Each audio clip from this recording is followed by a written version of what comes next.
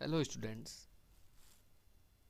आज हम class 12th के फ्लेमिंगो का chapter number 4 the rat trap करेंगे। देखो स्टूडेंट्स, किसी भी चैप्टर को पढ़ने का एक तरीका होता है और यदि हम अपने इस पूरे चैप्टर को एक सिस्टमेटिक तरीके से, एक बढ़िया तरीके से पढ़ें तो वो चैप्टर हमारे दिमाग में लंबे टाइम तक बना रहता है। तो उसके 3 तरीके हैं, उसको मतलब 3 स्टेप में पढ़ा जाना चाहिए। पहला है कि जो पहला पार्ट है वो अबाउट द ऑथर, उसको कभी मिस नहीं करना चाहिए। हालांकि ये बहुत छोटा पार्ट होता है लेकिन बहुत इम्पोर्टेंट पार्ट होता है। इस वो इम्पोर्टेंट क्यों होता है? क्योंकि उससे हमें ऑथर के लिखने की स्टाइल, लिखने का तरीका, उसकी स्किल, इसके बारे में पता चलता है। दूसरा है कि हमें उस पूरे के पूरे जो चैप्टर है उसकी समरी समझनी चाहिए कि वो उस पूरे के पूरे चैप्टर में क्या बताना चाहता है या क्या कहना चाहता है, जिसको कहते हैं थीम। हमें उसकी थीम पता होनी चाहिए। और तीसरा है कि हमें उसकी डिटेल स्टडी करनी चाहिए। किसी भी चैप्टर को अच्छी तरह से और लंबे टाइम तक लर्न रखने के लिए हमें डिटेल स्टडी में भी 2 तरीके से स्टडी करनी चाहिए। पहली है कि उसकी सेंटेंस स्ट्रक्चर क्या है, कैसे उसने सेंटेंस स्ट्रक्चर को अपना थॉट एक्सप्रेस करने के लिए डेवलप किया है। दूसरा, उसकी वर्ड मीनिंग, उसके कौन से वर्ड को उसने किस प्रकार से काम में लिया है। वर्ड मीनिंग के भी हम देखेंगे, 2 तरीके से स्टडी करेंगे। पहला होगा इसका शब्दार्थ, जिसको हम कहते हैं सिमेंटिक, और दूसरा होगा इसका भावार्थ, जिसको हम कहते हैं जिस्ट या वर्ड एसेंस। वर्ड एसेंस और सिमेंटिक। तो सिमेंटिक का मतलब ये हुआ कि जो वर्ड जैसा दिख रहा है उसका वैसा का वैसा ट्रांसलेशन। और वर्ड एसेंस का मतलब हुआ कि उस वर्ड का वहाँ पर क्या मीनिंग है। तो कई बार कुछ वर्ड्स ऐसे होते हैं जिनके मीनिंग उनके एक्चुअल मीनिंग से अलग होते हैं, तो ये चीज़ समझनी होती है। तो लिटरेचर जब भी हम पढ़ें तो इन बातों का ध्यान रखें। इसके अलावा उसके प्रोनाउंसिएशन पे, उसके स्पेलिंग पे भी ध्यान रखें, क्योंकि यदि आपने उसको गलत प्रोनाउंस किया या गलत स्पेल किया तो भी आप लर्निंग से चूक जाते हो। तो चाहे कोई भी चैप्टर हो इंग्लिश का, उसको हम 3 स्टेप में स्टडी कर देंगे। पहला, हम उसके ऑथर के बारे में पढ़ेंगे। दूसरा, हम उसकी समरी करेंगे। तीसरी, हम उसकी डिटेल स्टडी करेंगे। डिटेल स्टडी में मैंने बता दिया तुम लोगों को कि हम उसको 2 तरह से या 2 स्टेप से करेंगे। पहले उसके सेंटेंस स्ट्रक्चर और फिर उसके वर्ड मीनिंग्स। वर्ड मीनिंग को भी मैंने बता दिया कि हम वर्ड मीनिंग में भी हम 2 तरीके से वर्ड मीनिंग को स्टडी करेंगे, एक सिमेंटिक और दूसरा वर्ड एसेंस। सेंटेंस स्ट्रक्चर में हमें ये ध्यान रखना होगा कि ये टेंस कौन सा यूज़ किया हुआ है उसमें, या कौन सा पार्ट ऑफ स्पीच है, या कौन सा नॉन फाइनाइट वर्ब है। तो इन चीज़ों को हमें जब भी हम स्टडी करेंगे तो ये ध्यान में रखना होगा।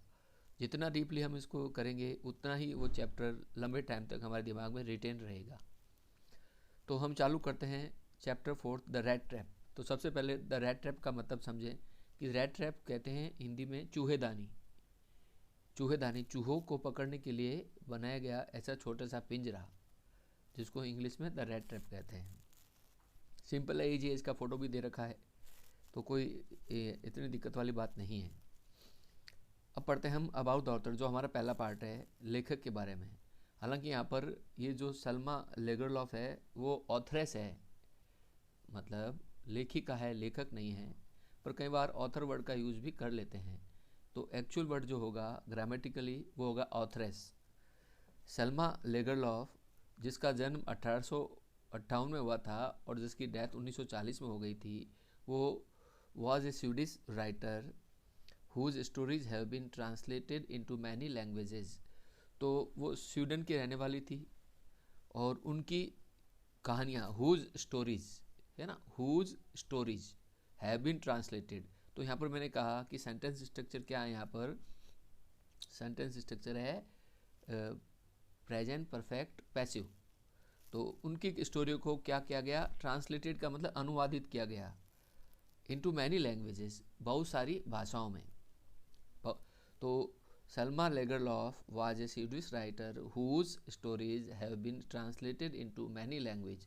तो इसकी जो पूरी जो मीनिंग होगा या जो उसका हिंदी ट्रांसलेशन होगा वो होगा कि सल्मा लेगरलॉफ एक स्वीडन की लेखिका थी जिसकी कहानियों का अनुवाद बहुत सी भाषाओं में किया गया।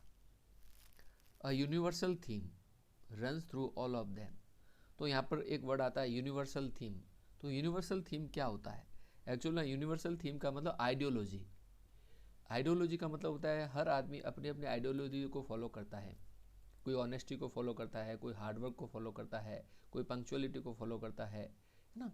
तो यहाँ पर बेसिकली हम ये समझते हैं कि यूनिवर्सल थीम का मतलब क्या है। तो universal theme is an idea that applies to anyone regardless of cultural differences or geographic locations और it is an central idea। तो जो सेल्मा लेगरलॉफ है उसका सेंट्रल आइडिया क्या है वो आगे बताना चाहता है, वो आगे बताया जाएगा। लेकिन यहाँ पर वर्ड ये समझना है कि a universal theme run through all of them. तो जितने भी इसकी स्टोरीज है या जितने भी इसकी जो भी इसने कुछ लिखा है उसमें एक ही थीम चलती है इसकी, वो क्या है, अ बिलीफ, एक विश्वास। बिलीफ का मतलब विश्वास, बिलीव से बना है बिलीफ, बिलीव वर्ब हो गई और इसका जो नाउन पार्ट हो गया या जिसको कहते हैं हम कि नाउन कन्वर्जन हो गया वो बिलीफ हो गया। तो एक विश्वास, दैट द एसेंशियल गुडनेस, एक विश्वास, दैट का मतलब यहाँ पर की, द एसेंशियल गुडनेस का मतलब होता है एक जरूरी या आवश्यक अच्छाई, मतलब essential goodness in a human being, मनुष्य में एक आवश्यक अच्छाई या जरूरी अच्छाई, कैन बी अवेकन्ड, उसको जगाया जा सकता है, जगाया जा सकता है थ्रू अंडरस्टैंडिंग एंड लव, जिसको समझ के साथ और प्यार के साथ जगाया जा सकता है। यानी कि सल्मा लेगरलॉफ ये मानती है कि दुनिया में कोई आदमी बुरा नहीं होता, उसको परिस्थितियाँ बुरा बनाती है या कोई और दूसरे कारण होते हैं जो उसको उसकी अच्छाई को ढक देते हैं और वो बुरा व्यवहार करने लग जाता है। और इसी बुरे व्यवहार को सल्मा लेगरलॉफ ये बताना चाहती है कि समझ और प्रेम के द्वारा आप जगा सकते हो उसके अच्छे व्यवहार को और बुरे व्यवहार को हटा सकते हो। कहने का मतलब है कि समझ क्या, कि आप किसी आदमी कोई भी आदमी आपको यदि बुरा दिखाई देता है तो आप पहले उसको समझें कि वो बुरा क्यों है, उसकी बुराई के पीछे क्या कारण है, और फिर प्रेम के द्वारा उसकी बुराई को नज़रअंदाज करते हुए उसके अंदर की अच्छाईपन को हमें हाईलाइट करना है, मतलब कि उसके अंदर की अच्छाई के बारे में बात करनी है। जैसे कोई भी आपका फ्रेंड है, वो हो सकता है कि टॉकेटिव हो या हो सकता है कि वो मतलब आपकी बातें इधर उधर करता हो। तो इसका मतलब ये नहीं है कि आप उसके साथ लड़ाई झगड़ा चालू कर दो या उसको एब्यूज़ करने लग जाओ। उसका सबसे बढ़िया तरीका ये है कि आप उसके अंदर अच्छाई ढूंढो। सपोज करो उसकी अच्छाई है कि वो अपना होमवर्क बहुत टाइम पे करता है, तो आप उसकी उस अच्छाई पे फोकस करो और उस अच्छाई को बार बार उसको बोलते रहो। जितनी बार आप उसकी अच्छाई को बोलोगे उतनी बार ही वो आपका फ्रेंड है वो क्या करेगा, उसके दिमाग में एक पॉजिटिव मैसेज आएगा और जैसे ही अचानक उसको ये पॉजिटिव मैसेज वर्क करना लग जाएगा तो धीरे धीरे वो अपने आप ही अपनी बुराइयों को पहचानने लग जाएगा। तो जो सल्मा लेगरलॉफ है उसका बिलीफ ये है कि हर आदमी में अच्छाई होती है, लेकिन उसको समझ और प्रेम के साथ हम क्या कर सकते हैं, जगा सकते हैं। This story is set amidst the mines of Sweden. तो ये कहानी है वो ऐसी पृष्ठभूमि में लिखी गई है जो स्वीडन की माइंस का मतलब होता है ये जो खदानें होती है उनको, तो उनकी माइन की पृष्ठभूमि में लिखी गई है। रिच इन आयरन और, जिसमें आयरन अयस्क, और का मतलब होता है अयस्क, अयस्क का मतलब होता है ऐसी मिट्टी जिसमें आयरन के कंपाउंड ज़्यादा हो।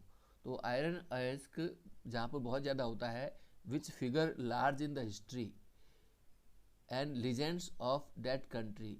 तो उस जगह को या उस जो पार्ट है उसको इस कंट्री के मतलब स्वीडन की कंट्री में कथाओं में लीजेंड्स का मतलब गाथाएं, कथाएं, फिगर लार्ज का मतलब बहुत ज़्यादा जगह मिली है। तो उनके इतिहास में, उनके कथाओं में उसको बहुत ज़्यादा जगह मिली है। The story is told somewhat in the manner of a fairy tale. तो इस स्टोरी को कुछ हद तक किसके रूप में, कौन सी शैली में लिखा गया है? परी कथा की शैली में लिखा गया है। तो यहाँ पर जनरली मैनर का तरीका टाइप होता है, लेकिन यहाँ पर वे ऑफ मैनर का तरीका यहाँ पर बदल गया। यहाँ पर मीनिंग होगा वे ऑफ राइटिंग। उसका जो वे ऑफ राइटिंग है वो क्या है? यहाँ पर मैनर वर्ड से यूज किया हुआ है। तो कह रहा है कि इसकी जो कुछ भी इसको कहा गया है कुछ हद तक वो परिकथा की शैली में कहा गया है। तो जो ऑथर का है परिचय है वो हमने पढ़ लिया। इसमें एक बात मैं शेयर करना चाहूँगा कि सेल्मा लेगरलॉफ एक ऐसी महिला थी जिसको लिटरेचर में नोबेल पुरस्कार मिला था, वो भी 1909 में। और वो पहली महिला थी जिसको लिटरेचर में नोबेल प्राइज़ मिला था 1909 में। तो नो डाउट बहुत ही इंटेलिजेंट और बहुत स्किल्ड राइटर थी, और उसने अपनी राइटिंग के थ्रू बहुत से अप्रिसिएशन लिए थे। अब हम करते हैं आगे वाला पार्ट। अब इसमें ये देखो, notice these expression in the text. तो टेक्स्ट का मतलब होता है शब्दों में लिखा गया पार्ट। तो शब्दों में लिखे गए एक्सप्रेशन को आप ध्यान दीजिए। Infer their meaning from the context. और कॉन्टेक्स्ट का मतलब होता है इस चैप्टर में बनाई गई जो स्टोरी है उसके कॉन्टेक्स्ट में, इसके रेफरेंस में उसके मीनिंग को आप समझिए। तो पहला है, मैंने पहले ही बता दिया था कि जब भी हम वर्ड मीनिंग करते हैं तो उसके दो पार्ट होते हैं, एक सिमेंटिक, एक वर्ड एसेंस। सिमेंटिक का मतलब होता है जैसा वर्ड हमें दिखाई दे रहा है वैसा, और वर्ड एसेंस का मतलब होता है कि उसका वहाँ पर मीनिंग क्या है। तो जो पहला वर्ड है वो है keep body and soul together. तो इसका जो सिमेंटिक होगा वो क्या होगा कि शरीर और आत्मा को एक साथ रखना। लेकिन ये तो कोई अर्थ मीनिंग ही नहीं बनता। तो इसका जो वर्ड एसेंस है वो होता है कि अपने आप को जीवित बनाए रखना, अपने आप को जीवित बनाए रखना। तो एक्चुअल में इस टाइप के जो वर्ड्स होते हैं वो इनको मतलब इडियोमेटिक वर्ड्स बोलते हैं, जो क्या होते हैं ऐसे एक्सपीरियंस से लिखे गए होते हैं जिनका मीनिंग बहुत गहरा होता है। तो keep body and soul together का मतलब हुआ कि अपने आप को जीवित बनाए रखना। सेकंड मीनिंग है hunger gleamed in his eyes. तो ये फ्रेजेज हैं, एक्चुअली मीनिंग की बजाय मैं इसको फ्रेजेज कहूँगा तो ज़्यादा बढ़िया है। Hunger gleamed in his eyes, तो हंगर का मतलब भूख, ग्लीम का मतलब चमकी, इन हिज आइज का मतलब उसकी आंखों में, तो उसकी आंखों में भूख चमकी। तो ये तो मतलब बहुत ही अजीब सा इसका मीनिंग हुआ। तो इसका यहाँ पर मीनिंग है कि उसकी आंखों से भूख दिखाई दी, मतलब उसकी आंखें ऐसे मतलब दिख रही थी जैसे कि उसको खाने के लिए कुछ चाहिए। तो एक इडियोमेटिक तरीके से बता दिया कि उसकी आंखों में किसी चीज़ को खाने के लिए उतावलापन था, वो उसकी आंखों से झलक जाता है। जनरली हम किसी की आंखें देख कर बता सकते हैं ना, तो वैसे ही यहाँ पर हमने इसका जो कॉन्टेक्स्ट में जो मीनिंग है वो ये है कि उसकी आंखों से भूख दिखाई देती थी। तीसरा है प्लॉट्स अलोंग द रोड। तो इसका जनरली है कि सड़क के किनारे किनारे चलना। तो प्लॉट्स अलोंग द रोड का मतलब होता है हिलते डुलते चलना, मतलब कि जैसे ऐसे नॉर्मल चलने से थोड़ा सा अलग होता है प्लॉट्स, क्योंकि यदि नॉर्मल चलना होता तो वो वॉक भी लिख सकता, लेकिन प्लॉट्स लिखा है। इसका मतलब यहाँ पर कि इधर उधर हिलते डुलते चलना। अलोंग द रोड का मतलब सड़क के किनारे किनारे। अगला अनवांटेड जॉय। तो अनवांटेड जॉय होता है ऐसा आनंद जो जनरली नेचुरल नहीं होता, तो उसको बोलते हैं अस्वाभाविक आनंद या मस्ती। बहुत सी होती है ऐसी चीज़ें जो अस्वाभाविक होती है लेकिन उसमें मस्ती आती है, लेकिन मतलब जो मस्ती के लिए नहीं बनी होती, लेकिन आप यदि उसको सोचते रहते हैं तो ऑटोमेटिकली आपको मस्ती आती रहती है। अगला है इम्पेनिट्रेबल प्रिजन। तो देखो सबसे पहले हम देखते हैं कि पेनिट्रेबल वर्ड कैसे बना।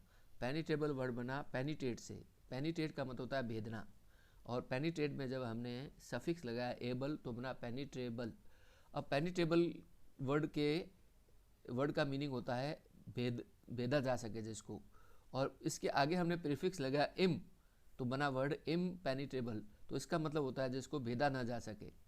तो इम्पेनिट्रेबल प्रिजन, प्रिजन का मतलब होता है जेल, तो ऐसी जेल जिसको तोड़ा ना जा सके या जिसे बाहर ना आ जा सके, जिसको कहते हैं अभेद, अभेद भेद जेल, ठीक है। नोडेड ए हॉटी कंसेंट, कंसेंट, नोडेड अ हॉटी कंसेंट, तो यहाँ पर जनरली इसका मतलब हुआ है कि उसने, हॉटी का मतलब घमंडी, लेकिन यहाँ पर नोडेड का मतलब सिर हिलाना, तो उसने एक घमंडी स्वीकृति से सिर हिलाया। तो कॉन्टेक्स्ट में इसका मीनिंग ये है कि उसने बड़ी बेरुखी से स्वीकृति दी।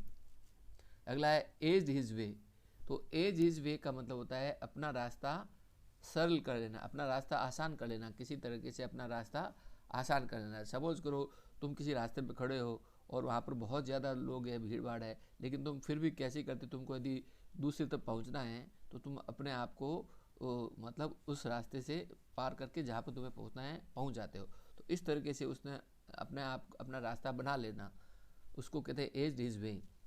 अगला है fallen into A line of thought, fallen into A line of thought, तो जनरली इसका मतलब हो गया कि विचारों की एक रेखा में गिर जाना, लेकिन इसका मतलब ये सिमेंटिक मतलब हुआ, इसका वर्ड एसेंस हुआ कि विचारों में डूब जाना या विचारों के साथ बह जाना। अगला हो गया things have gone down hill, things का मतलब वस्तुएं, हैव गॉन का मतलब जा चुकी है, डाउन हिल का मतलब नीचे की तरफ, वस्तुएं नीचे की तरफ जा चुकी है, इसका सिमेंटिक मीनिंग ये हो गया। लेकिन इसका जो वर्ड एसेंस होगा वो होगा कि सब कुछ गड़बड़ हो जाना, मतलब कि जो भी चीज़ें सही थी वो सही नहीं हुई, सब कुछ गड़बड़ हो गया। इसका रेफरेंस टू कॉन्टेक्स्ट, जो इस कॉन्टेक्स्ट में मीनिंग है वो ये है। अब आगे बढ़ते हैं। अब हम एक एक लाइन करेंगे।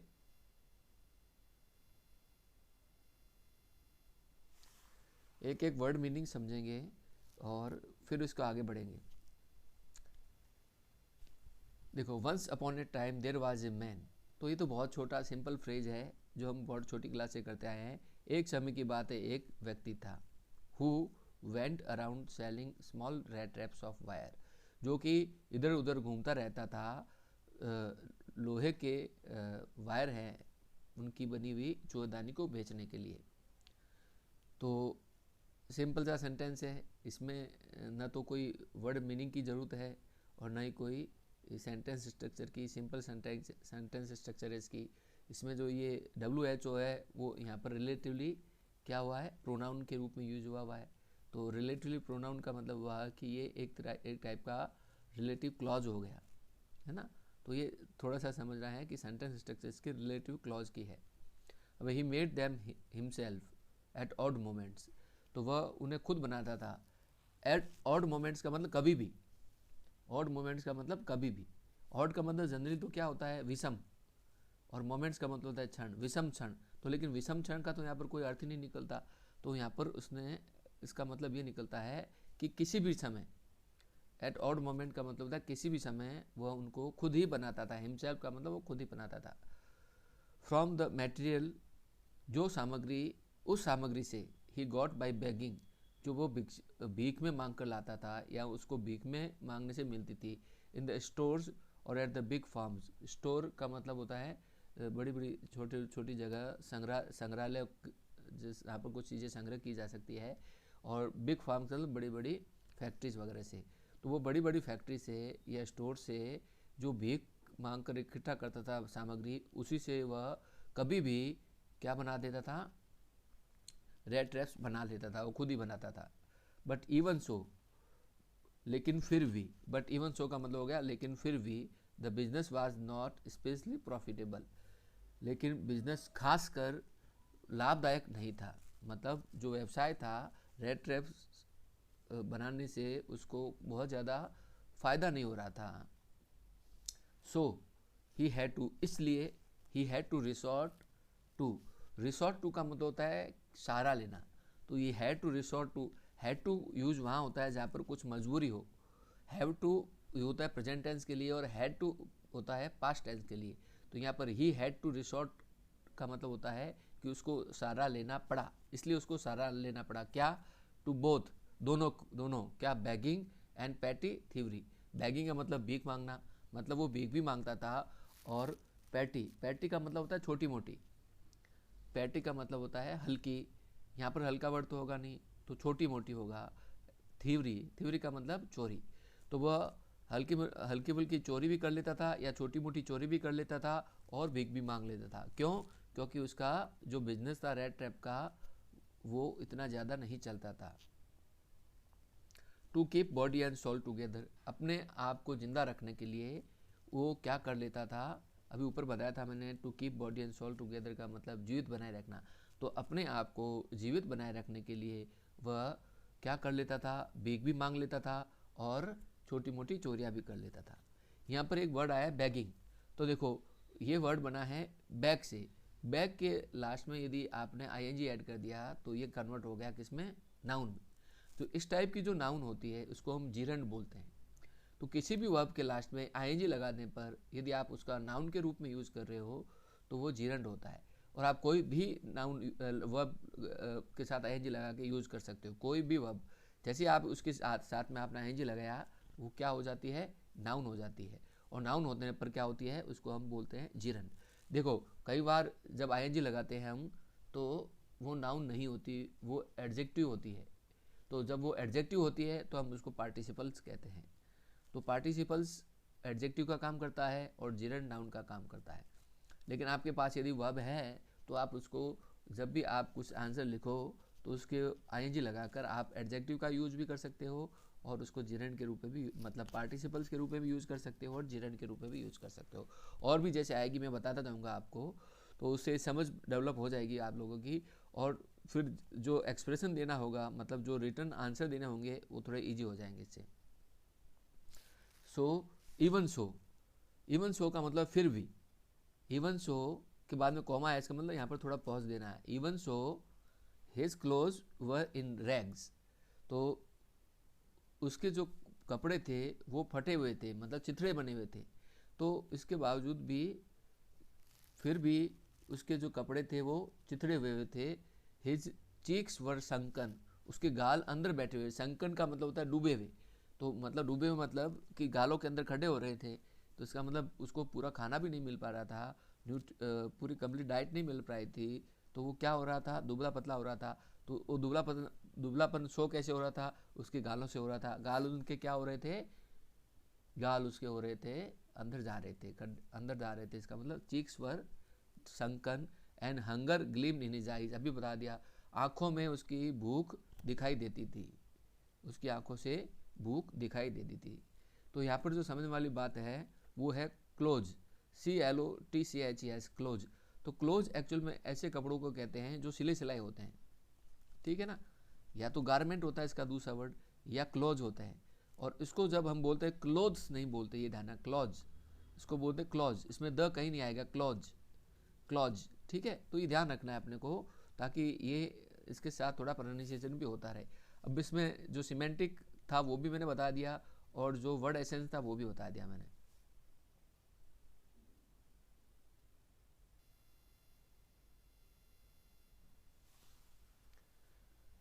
नो वन कैन इमेजिन, तो कोई भी यह कल्पना नहीं कर सकता। इमेजिन का मतलब होता है सोचना या कल्पना करना।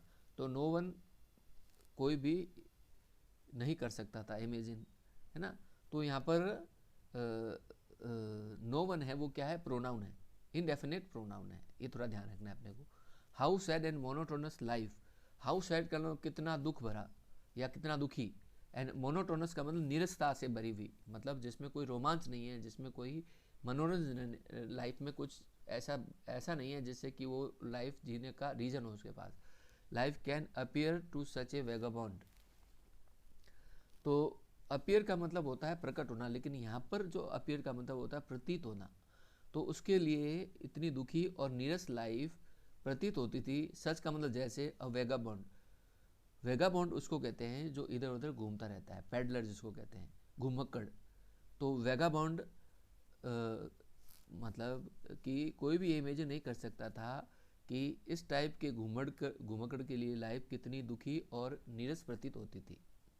हु प्लॉड्स अलॉन्ग द रोड, जो कि क्या करता था, रोड के सहारे इधर उधर गिरते हुए चलता रहता था, यानी कि रोड इंस्पेक्टरी करता था।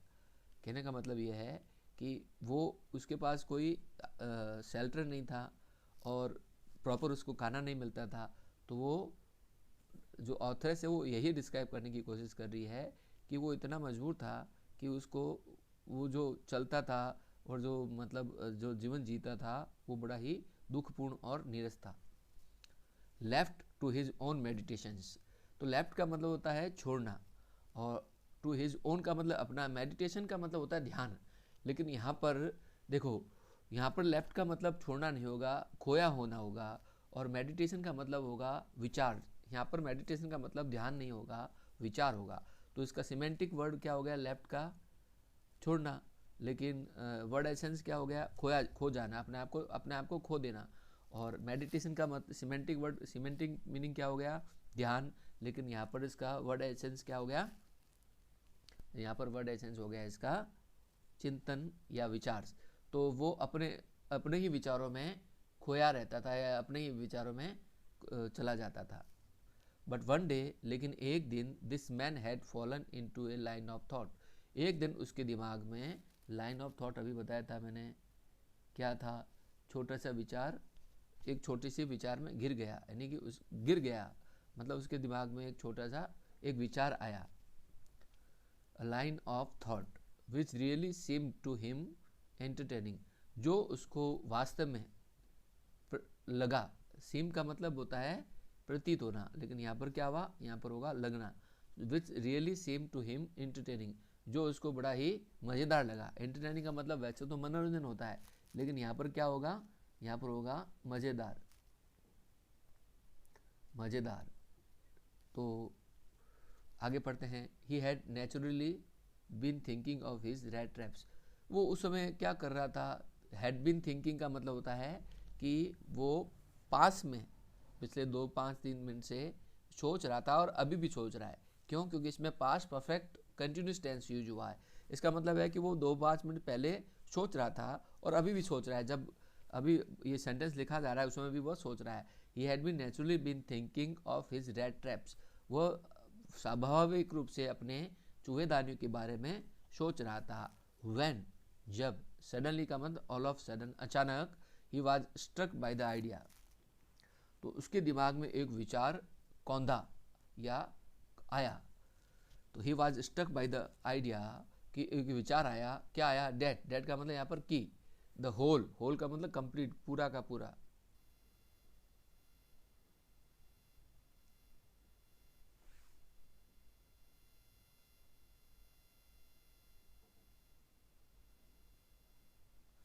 The whole world about him. तो क्या विचार आया उसके दिमाग में कि the whole world about him, कि पूरा का पूरा संसार, अबाउट हिम, जनरली अबाउट का मतलब होता है बारे में, हिम का मतलब के बारे में, अबाउट हिम का मतलब जनरली जो सिमेंटिक होता है वो बारे में होता है, लेकिन यहाँ पर उसका जो वर्ड एसेंस है यानी कि भावार्थ है वो ये है कि उसके चारों ओर के संसार में, उसके चारों ओर जो भी संसार है उसके बारे में, तो पूरे के पूरे उसके चारों ओर संसार के बारे में उसके दिमाग में एक विचार आया। क्या आया, the whole world with its lands and seas, पूरा का पूरा संसार जिसमें जमीन और समुद्र शामिल थे, इट्स सिटीज़ एंड विलेजेस, जिसमें गांव और शहर भी शामिल थे, was nothing but a big rat trap, और कुछ नहीं है, खास कुछ नहीं है, वो एक बहुत बड़ी चूहेदानी है। अब कैसे चूहेदानी है वो विचार, ये तो बहुत ही मतलब थॉटफुल विचार था, ये तो बहुत ही जिसको कहते हैं इंटेलिजेंट विचार था। अब ये कैसे है, यही ऑथरेस आगे बताएगी हमें कि ऐसा ये जो थॉट है वो मतलब उसके दिमाग में आया और फिर इस थॉट ने क्या इफेक्ट किया उसको आगे। It had never existed for any other purpose, it had never existed, तो इट का मतलब क्या हुआ, इट का मतलब ये एक प्रोनाउन है, इट सब्जेक्ट को बता रहा है। तो यह दुनिया, it had never existed for any other purposes than to set baits for people, तो यह दुनिया किसी और उद्देश्य के लिए नहीं उत्पन्न हुई है बल्कि लोगों को लालच देने के लिए ही उत्पन्न हुई है। तुम समझो इसको, इसमें प्रेजेंट परफेक्ट टेंस यूज हुआ है और साथ में कंपैरिजन भी दिखाया गया है। कंपैरिजन किसका दिखाया गया है? दो सेंटेंसेस का दिखाया गया है आपस में कि it had never existed for any other purpose, ये किसी और उद्देश्य के लिए पैदा नहीं है या किसी और उद्देश्य के लिए अस्तित्व में नहीं है या नहीं बना हुआ था, बल्कि क्या, देन का मतलब यहाँ पर बल्कि to set baits for people, लोगों को लालच देने के लिए बनाया गया है। यानी कि वो ये कहना चाहता है कि पूरा संसार है वो एक चूहेदानी की तरह है और पूरे के पूरे लोग इस चूहेदानी में फंस जाते हैं, क्योंकि उसको बनाई इसीलिए गया है, क्योंकि उसको बनाई इसीलिए गया है। तो इसलिए उसका जो ये थॉट है वो क्या है, वो मतलब बहुत महत्वपूर्ण थॉट है। अब आगे आगे पढ़ते हैं। यह it offered riches and joys, तो ऑफर का मतलब होता है जनरली तो प्रस्ताव देना, लेकिन यहाँ पर देना हो गया खाली। तो ये ऑफर ये देती है, क्या देती है? Riches and joys. रिचेज का मतलब धन, जॉय का मतलब आनंद, तो ये धन और आनंद देता है। ये बेट लालच, ठीक है, या रेड ट्रैप जिसको बोल दे तो। शेल्टर एंड फूड, रहने के लिए जगह और खाने के लिए भोजन देता है। हीट एंड क्लोथिंग, गर्माहट, ठंड हो तो गर्माहट देता है और पहनने के लिए कपड़े देता है। यहाँ पर ऑथरेस ने हीट वर्ड का यूज़ क्यों किया? क्योंकि ऑथरेस बेसिकली कहाँ से है? स्वीडन, स्वीडिश है, तो स्वीडिश में ठंड ज़्यादा पड़ती है, तो वहाँ पर हीट ज़्यादा इम्पोर्टेंट है ना, तो इसलिए उसने हीट वर्ड यूज़ करा। हीट एंड क्लोथिंग, जनरली गर्माहट और कपड़े देती है। Exactly as the rat trap offered, वैसे ही जैसे कि चूहेदानी देती है। क्या देती है? चीज़ एंड पॉक। चीज़ का मतलब होता है मक्खन, समझ लो मक्खन या पनीर का टुकड़ा, एंड पॉर्क, पॉर्क कहते हैं सूअर के मांस को। तो जैसे हम चूहेदानी में हम लोग क्या करते हैं, रोटी का टुकड़ा डाल देते हैं, केले का छिलका डाल देते हैं, या कोई ऐसा चीज़ डाल देते हैं चूहेदानी में जिसको चूहा खाता हो, और फिर वो उसको देखकर लालच में आ जाता है और उसके अंदर घुस जाता है। लेकिन यहाँ पर स्वीडन में ये लोग क्या करते हैं कि चीज़ डालते हैं या फिर सूअर का मांस या किसी मांस का टुकड़ा डाल देते हैं, ताकि वहाँ के जो चूहे हैं उसको खाने के लिए उसके अंदर घुस जाए। जनरली ये वैसे ही समझा रहा है जैसे कि किसी कुत्ते को यदि हमें अपने साथ लाना हो तो हमें उसको हड्डी खिलानी नहीं चाहिए, उसके सामने हड्डी रखनी पड़ती है, मतलब उसको हड्डी दिखानी होती है, तो वो धीरे धीरे आ जाता है फंसाने के लिए उसको। वैसे ही इंसान को फंसाने के लिए लालच देना पड़ता है। और लालच के फॉर्म क्या क्या बताया इसने? लालच के फॉर्म में इसने बताए हैं, क्या बताए हैं? Heat and clothing, riches and joys, shelter and food, ये क्या है? उस लालच के फॉर्म है। तो इंसान को फंसाने के लिए थोड़ा सा लालच दे दो, जैसे चूहे को फंसाने के लिए क्या देते हैं हम? बेट देते हैं, और कुत्ते को फंसाने के लिए हड्डी ललचाने के लिए हड्डी देते हैं, उसको हड्डी दिखाते हैं, देते भी नहीं दिखाते हैं, और उसको फंसा लेते हैं। तो वैसे ही रेड ट्रैप भी क्या करता है, ये साफ कम का था। As soon as anyone let himself be tempted, as soon as का मतलब होता है जो ही, anyone let himself be tempted, कोई भी अपने आप को ललचाए जाने तथा टू टच द बेट, फंसाए जाने की इजाज़त देता है। देखो इसमें क्या होता है, जैसे किसी ने लालच से देखा और उसने सोचा कि चलो ये अचीव कर लेते हैं, तो वो फंस गया, एक बार फंस गया, बस इतना ही काफ़ी, उस रेड ट्रैप में फंसने के लिए इतना ही काफ़ी है कि उसके दिमाग में ये बात आ गई कि मेरे को इसको अचीव करना है। टेम्पटेड टच द बैट, यानी कि वो खुद अपने आप को उसके अंदर फंसाए जाने के लिए प्रेरित करता है। It close in on him, तो वो चूहेदानी में फंस जाता है, यानी कि वो उसको पकड़ लेती है चूहेदानी, मतलब लालच रूपी चूहेदानी उसको पकड़ लेती है। And then everything came to an end, और फिर सब कुछ आपके कंट्रोल से बाहर हो जाता है। यहाँ पर इसका मीनिंग है सब कुछ समाप्त हो जाता है, लेकिन इसका जो वर्ड एसेंस है वो ये है कि फिर आप एक कठपुतली बन कर रह जाते हो, आप सब कुछ देखते हुए भी कुछ नहीं कर पाते, आपके हाथ से सारा नियंत्रण खत्म हो जाता है। ठीक है, यहाँ तक समझ आ रहा है सबको? एक एक वर्ड, एक एक लाइन तक मैं समझा रहा हूँ। यदि किसी को कोई प्रॉब्लम हो मेरे को कमेंट लिखें, कमेंट से मेरे को पता लगेगा तुम्हें और क्या, और मैं तुम्हारे लिए क्या इम्प्रूव कर सकता हूँ, तो वो इम्प्रूवमेंट भी मैं करने की कोशिश करूँगा। हाँ, यदि अच्छा लगे तो लाइक भी कीजिए, शेयर भी कीजिए और सब्सक्राइब भी कीजिए, है ना, इससे मोटिवेशन मिलता है। अगला para, the world had of course never been very kind to him. तो द वर्ल्ड का मतलब यहाँ पर यह दुनिया, ऑफ कोर्स का मतलब बेशक, और यहाँ पर never been very kind to him का मतलब कभी भी मेरे प्रति दयालु नहीं हुआ है। तो वो कह रहा है कि दुनिया बेशक मेरे लिए कभी दयालु नहीं थी। यहाँ पर ये इसने कौन सा टेंस शो करा है, इसने टेंस है past perfect tense. Never word negativity को शो करता है, जो कि एडवर्ब है, हमें पता है। तो कहना ये चाहता है कि ये दुनिया कभी भी मेरे लिए दयालु नहीं थी। So it gave him unwanted joy to think ill of it. तो उसको एक अस्वाभाविक आनंद आने लग गया यह सोचकर कि लोग कितने बेवकूफ़ हैं, लालच रूपी चूहेदानी के द्वारा फंसा लिए जाते हैं या खुद फंस जाते हैं, चलाकर फंस जाते हैं। इन दिस वे, इस तरीके से। तो ये सोचकर कि लोग फंस रहे हैं, वो अनवांटेड जॉय एंजॉय कर रहा था, मतलब कि ऐसा स्वाभाविक सुख ले रहा था वो, जो उसको ये सोचने से मिल रहा था। थिंक इल ऑफ का मतलब क्या होता है, इल का मतलब बीमार हो गया, थिंक का मतलब सोचना हो गया। तो इसका सिमेंटिक वर्ड तो मीनिंग तो ये हो गया कि बीमार सोचना, लेकिन यहाँ पर थिंक इल का मतलब होता है किसी के बारे में बुरा सोचना, है ना। तो इसका जो वर्ड एसेंस है वो है किसी के बारे में बुरा सोचना। तो वो क्या कह रहा है, वो दूसरों के बारे में ऐसा बुरा सोचकर अपने आप को बहुत ही आनंदित महसूस कर रहा था। It became a cherished past time of his. तो इट यहाँ पर फिर प्रोनाउन के रूप में यूज हुआ है, बिकेम वर्ब की सेकंड फॉर्म है, और cherished past time of his.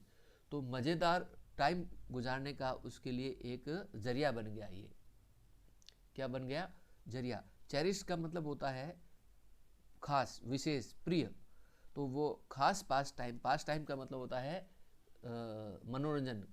तो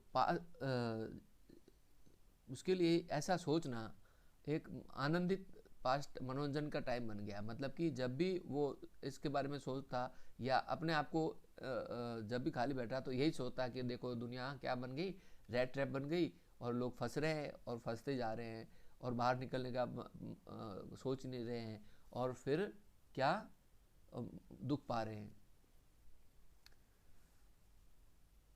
during many dreary ploddings, during very dreary ploddings. तो ड्रेरी का मतलब होता है थकाऊ, जिसको थका देना। प्लॉडिंग्स, तो प्लॉडिंग्स का मतलब होता है पैरों से चलना। तो ये जो है कि इन पैरों से चलने वाली थकाऊ यात्राओं के दौरान, टू थिंक ऑफ पीपुल, मतलब कि जब वो चलता था, तो इसको यहाँ पर जो ऑथर्स ये करना चाहती है कि थकाऊ यात्राओं के चलते वक्त टू थिंक ऑफ पीपुल, लोगों के बारे में सोचना। ही न्यू, जिनको वो जानता था, who had let themselves be caught in the dangerous snare, जिन्होंने अपने आप को उस खतरनाक जाल में फंसने दिया। ही न्यू, वह जानता था, हु, किनको, उनको, जो had let themselves be caught. तो यहाँ पर लेट देमसेल्फ बी कॉट का मतलब है कि ये पैसिव स्ट्रक्चर है, और ये कहना ये चाहता है कि जिसने अपने आप को पकड़ा जाने दिया। इन द डेंजरस स्नेयर, स्नेयर का मतलब होता है ट्रैप, जाल। डेंजरस का मतलब खतरनाक। तो ऐसे खतरनाक जाल में अपने आप को क्या करा, उन्होंने फंसने दिया। End of others who were still circling around the bed, और उन लोगों के बारे में भी सोचा था जो क्या कर रहे थे, अभी उस चारे में फंसने के लिए आसपास चक्कर लगा रहे थे, यानी कि उस चारे में फंसने के लिए घूम रहे थे। कहने का मतलब ये है कि वह ऐसे लोगों के बारे में जिनको वो जानता था उनके बारे में भी सोच रहा था, और जिनको वो नहीं जानता था उनके बारे में भी सोच रहा था कि लोग लालच रूपी चूहेदानी में फंस रहे हैं, यानी कि इस संसार में जो कुछ भी मिल रहा है, जो चाहे वो धन हो, चाहे वो भोजन हो, चाहे वो आश्रय हो, चाहे कुछ भी हो, वो एक तरीके से एक लालच है संसार में फंसने के लिए। तो बहुत गहरी बात सोच रहा है ये तो, मतलब ये तो बहुत बड़े बड़े धर्म भी यही कहते हैं, मोह छोड़ दो, लगाव छोड़ दो, है ना। तो ये जो ऑथरेस है वो वास्तव में बहुत गहरी बात कम्युनिकेट करना चाहती है। वो ये कहना चाहती है कि आप हर चीज़ का एंजॉय लो, लेकिन उसे चिपको मत। चिपकने का मतलब यह है कि उसको बार उस वो एंजॉय बार बार मिले, ऐसा मत बोलो या ऐसा मत सोचो, क्योंकि जैसे आपने ऐसे सोचा आप भी उस रेड ट्रैप में फंस गए, उस लालच रूपी बैट में फंस गए आप। तो मैसेज ये है कि हर चीज़ का एंजॉय करो जब आपके सामने वो अवेलेबल हो, और जब नहीं अवेलेबल हो तो उसके बारे में मत सोचो। चलो आगे बढ़ते हैं। वन डार्क इवनिंग, एक अंधेरी शाम। डार्क का मतलब काला होता है, लेकिन यहाँ पर क्या होगा, अंधेरा। तो सिमेंटिक काला और वर्ड एसेंस अंधेरा। वन डार्क इवनिंग, एक अंधेरी शाम, as he was trudging along. As का मतलब होता है जैसे, लेकिन यहाँ पर होगा जब। He was trudging along, trudging along the road. Trudging along the road का मतलब होता है कि सड़क के किनारे गिरते पड़ते चलना, मतलब वो जो पहले ऊपर बताया था है ना, वो सेम का सेम यहाँ पर आ गया। He caught sight of a little grey cottage. Caught sight का मतलब होता है, कॉट का मतलब होता है पकड़ना, साइट का दृश्य, दृश्य पकड़ना, लेकिन यहाँ पर हो गया कि उसने अचानक देखा, क्या देखा, अ लिटिल ग्रे कॉटेज, एक मटमैली झोपड़ी, या जिसको आप कह सकते हो छोटा सा घर बोल दे सकते हो कॉटेज, या मटमैले रंग की एक छोटी सी झोपड़ी उसके सामने दिखाई दी। By the road side, by the road side का मतलब होता है सड़क के साइड के किनारे, किनारे की तरफ। And he knocked on the door, and he knocked on the door, और फिर उसने क्या करा, उस दरवाजे पर दस्तक दी। नॉक्ड का मतलब होता है खटखटाया। To ask shelter for the night, रात भर के लिए शरण मांगने के लिए उसने उस कॉटेज यानी उस छोटे से मटमैले रंग के घर को पर दस्तक दी, खटखटाया। नॉर वाज ही रिफ्यूज, और उसको मना भी नहीं किया गया। नॉर ही वाज रिफ्यूज, तो ये भी पैसिव फॉर्म में है, तो उसको मना भी नहीं किया गया। इंस्टेड ऑफ द सार फेसेस विच ऑर्डिनरली मेट हिम, तो साउर फेसेस का मतलब अजीब गजीब चेहरे जिसको वो रोज़ाना मिलता था। ऑर्डिनरली मेट हिम का मतलब जनरली सामान्यतः तो उसको मिलता था। ऑर्डिनरली जनरली मीनिंग हो गया है ना, मिलता था। द ओनर मालिक, द ओनर का मतलब यहाँ पर मालिक। Who was an old man, जो कि एक बूढ़ा आदमी था। विदाउट वाइफ, जिसके वाइफ नहीं थी, नहीं क्या था वो, विदाउट वाइफ वालों को क्या बोलते हैं, विडोअर। और चाइल्ड, जिसके कोई बेटा भी नहीं था। Was happy to get someone, तो वो खुश था। टू गेट समवन का मतलब किसी को पाकर, क्या पाकर, to talk to in his loneliness, उसके अकेलेपन में वो किसी से बात करे जिससे उसका भी मनोरंजन हो जाए, ऐसा वह उस आदमी को पाकर खुश हुआ। मतलब वो बूढ़ा आदमी, उसने उस पैडलर या जिसको हमने वैगाबॉन्ड नाम दिया, उसको देखकर बहुत खुश हुआ। इमीडिएटली, तुरंत, इमीडिएटली का मतलब एट वंस, तुरंत। He put the porridge pot on the fire, porridge pot कहते हैं दलिया बनाने वाला पात्र, तो दलिया बनाने वाला पात्र उसने रख दिया कहाँ पर, फायर। फायर का मतलब यहाँ पर चूल्हे, चूल्हे पे। तो कहने का मतलब है कि उसने खाली ऐसे तो रखेगा नहीं पॉरिज पॉट, तो उसने जो पॉरिज पॉट रखा उसको दलिया बनानी चालू कर दी उसने, मतलब कि उसने तुरंत ही दलिया बनानी चालू कर दी। एंड गेव हिम सपर, और उसको क्या दिया, सपर का मतलब लास्ट का अंतिम भोजन। हमें पता है, तुम लोग सब जानते भी हो कि जनरली खाने के 3-4 नाम होते हैं, जिसमें पहला सुबह जो खाना खाते हैं उसको ब्रेकफास्ट कहते हैं, दोपहर में जो खाते हैं उसको लंच कहते हैं, शाम को जो खाते हैं उसको डिनर कहते हैं, और जो लास्ट भोजन होता है दिन रात का, उसको हम सपर बोलते हैं। तो उसको लास्ट भोजन के बाद में कोई भोजन नहीं किया जाता, तो उसको लास्ट भोजन दिया दिन का। Then he carved off such a big slice, फिर देन का मतलब तब, ही कर्व्ड ऑफ का मतलब उसने काटा, सच ए बिग स्लाइस, सच का मतलब यहाँ पर इतना, बिग स्लाइस बड़ा टुकड़ा, इतना बड़ा टुकड़ा काटा, from his tobacco, tobacco roll, मतलब अपने टोबैको के रोल से उसने इतना बड़ा टुकड़ा काटा, दैट कि इट वाज इनफ, इनफ का मतलब सफिशिएंट, यहाँ पर काफ़ी, तो यह काफ़ी था, क्या काफ़ी था, both for the strangers pipe and his own, stranger के पाइप के लिए और उसके खुद के पाइप के लिए वो तंबाकू वो टुकड़ा इनफ था, जितना उसने काटा था बड़ा। तो इसका मतलब है कि उसने पॉरिज देने के बाद में उसको तंबाकू भी ऑफर किया। फाइनली, अंततः, लास्ट में, he got out an old pack of cards, वह ताश की गड्डी, पुरानी ताश की गड्डी बाहर निकाल के लेके आया, एंड प्लेड मजलिस या मेजोलिस बोल दो, जो भी है, एक ट्राई का गेम होता है, तो एक मजलिस गेम खेला with his guest until bed time, सोने के समय तक उसके साथ वह क्या कर रहा, अपने मेहमान के साथ वो मजलिस गेम खेलता रहा।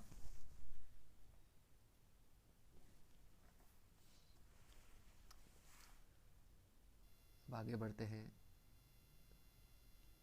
वीडियो बड़ा हो रहा है लेकिन नो डाउट अंडरस्टैंडिंग अच्छी हो जाएगी। The old man was just as generous with his confidences as with his porridge। तो देखो, जो बूढ़ा आदमी था वो इतना उदार था, अपनी अपनी कॉन्फिडेंसेस का मतलब, यहाँ पर कॉन्फिडेंस का मतलब विश्वास होता है, लेकिन यहाँ पर जो कॉन्फिडेंसेस का मतलब है वो है गोपनीय बातें। तो जो बूढ़ा आदमी था वो इतना उदार था कि उसने अपनी गोपनीय बातें भी, अब जैसे उसने दलिया और टोबू को शेयर करा वैसे ही शेयर कर दी, यानी कि उसने अपने बारे में बहुत कुछ उस पैडलर को, उस वेगाबॉन्ड को बताया। तो यहाँ पर सिमेंटिक कॉन्फिडेंस और वर्ड एसेंस कॉन्फिडेंसेस अलग अलग हो गया, तो ये चीज़ समझने वाली है। द गेस्ट वाज इन्फॉर्म्ड, यानी गेस्ट कौन था, वो पैडलर था, या जिसको हमने बोला वेगाबॉन्ड था। वाज इन्फॉर्म का मतलब होता है कि वो उसको सूचित किया गया था। ये कौन सा वॉइस है, पैसिव वॉइस है। एट वंस का मतलब तुरंत, तो मेहमान को तुरंत सूचित किया गया that in his days of prosperity, prosperity कहते हैं संपन्नता, जब आदमी के पास सब कुछ हो, धन दौलत है ना, जमीन जायदाद सब कुछ हो, तो ऐसी अवस्था को हम प्रॉस्पेरिटी कहते हैं।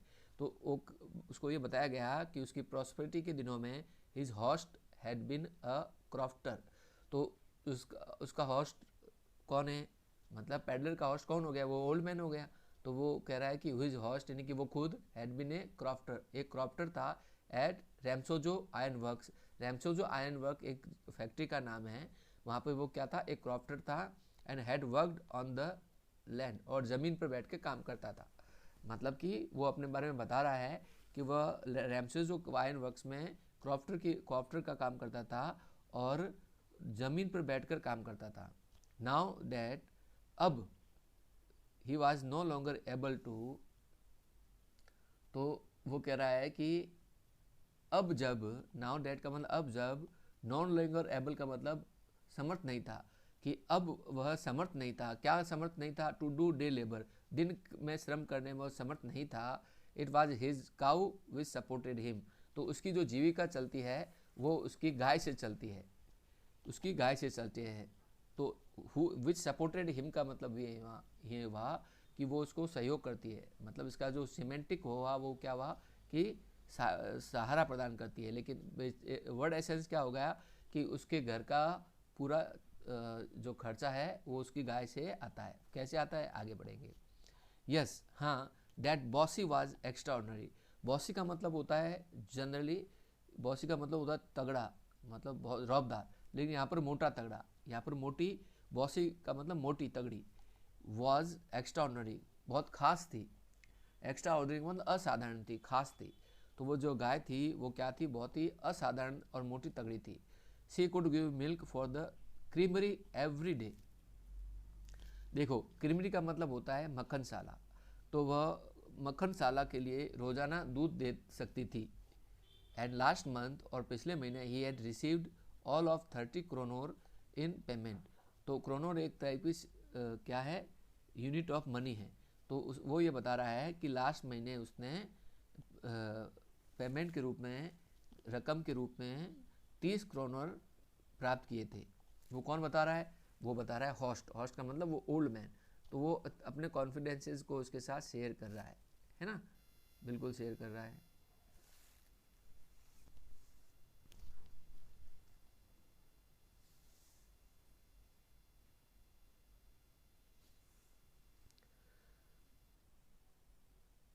The stranger must have seemed incredulous. तो सबसे पहले देखो हम इसके सेंटेंस स्ट्रक्चर समझेंगे। इस सेंटेंस स्ट्रक्चर में क्या दे रखा है कि modal plus present perfect tense. तो modal plus present perfect tense जब भी आता है तो वो सेंटेंस हाइपोथेटिकल हो जाता है। हाइपोथेटिकल का मतलब होता है कि ऐसा नहीं होता, मतलब ऐसा हुआ नहीं है, हो गया होता तो यहाँ पर द स्ट्रेंजर का मतलब वो अजनबी जो उसके पास है must have seemed incredulous. Incredulous का मतलब होता है अविश्वासी होना, मतलब कि अविश्वसनीय, किसी पे विश्वास नहीं करना। तो वो ये कहना चाह रहा है कि उस अजनबी को शायद ही विश्वास हुआ होगा। For the old man got up, तो ऐसा उस ओल्ड मैन को लगा। तो वो जब ओल्ड मैन ने जब ये बात बताई कि वो इतने क्रोनों डेली अभी लास्ट लिए है, तो पैडलर था, वेगाबॉन्ड था, दो स्ट्रेंजर था जिसका तीसरा नाम स्ट्रेंजर है, वो एक्चुअल में उसने विश्वास नहीं किया होगा। इनक्रेडुलस का मतलब होता है जल्दी विश्वास नहीं करने वाला। For the old man got up, इसलिए क्या हुआ, फॉर का मतलब यहाँ पर क्या हुआ, क्योंकि the old man got up and went to the window, तो क्योंकि ओल्ड मैन उठा और खिड़की की तरफ गया। टुक डाउन ए लेदर पाउच, एक चमड़े का थैला नीचे लिया। विच हंग ऑन ए नेल, जो कि लटका हुआ था। नेल का मतलब Khunti. In the very window frame, जो कि कहाँ थी, उस विंडो के फ्रेम में थी, खिड़की के फ्रेम में थी। तो उस खूंटी पर रखा हुआ लेदर का पाउच, जिसको कहते हैं बैग, थैला, वो ले उतारा उसने। And picked out 3 wrinkled 10 kronor bills. Picked out का मतलब क्या होता है, पिक्ड आउट का मतलब होता है निकाले। 3 रिंकल 10 क्रोनोस बिल्स, बिल्स का मतलब यहाँ पर रुपए से है, तो उसने 3 मुड़े हुए 10 क्रोनोस के रुपए निकाले।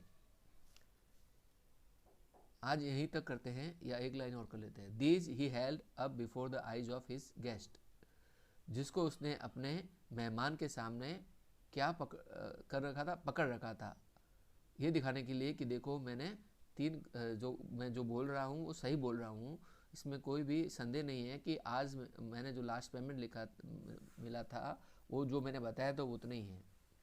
तो आज पार्ट फर्स्ट में इतना ही करते हैं, इसका पार्ट सेकंड हम करेंगे, तो उसमें आगे हम इसको समझेंगे। होप कि आप सब बच्चों को समझ में आया होगा, और आप लोग लाइक भी करेंगे, शेयर भी करेंगे और सब्सक्राइब भी करेंगे। और यदि कुछ भी दिक्कत है तो कमेंट बॉक्स में कमेंट जरूर लिखेंगे, जिससे कि मैं अपने आप को और इम्प्रूव करके आप लोगों को और अच्छे तरीके से इसको एक्सप्लेन कर सकूं। थैंक यू बेटा।